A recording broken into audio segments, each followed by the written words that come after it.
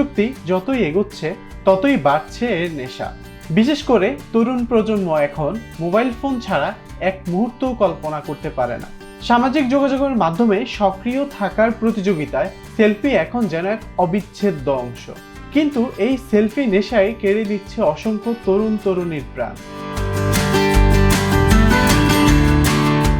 এখন স্মার্টফোন কেনার সময় অনেকেই প্রথমে খেয়াল করেন সেলফি ক্যামেরার মান কতটা উন্নত।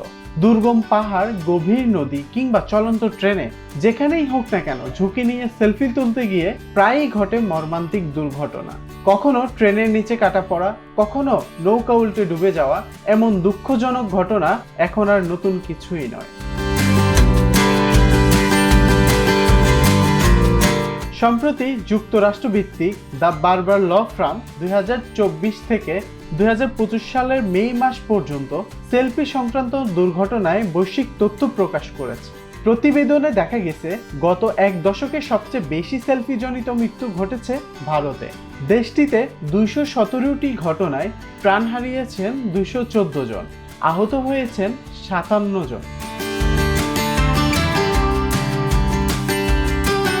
দ্বিতীয় স্থানে রয়েছে যুক্তরাষ্ট্র, যেখানে 54টি ঘটনায় মারা গেছে 37 জন।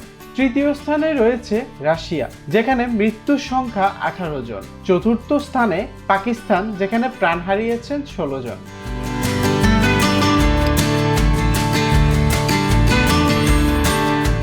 এক সমীক্ষায় আরো জানা গেছে নারীরা পুরুষের তুলনায় বেশি সেলফি তোলেন, তবে ঝুঁকি নিতে পছন্দ করেন পুরুষরাই। ফলে খাদে পড়ে পানিতে ডুবে কিংবা সড়ক দুর্ঘটনায় পুরুষেরই মৃত্যু হার তুলনামূলক হারে অনেক বেশি।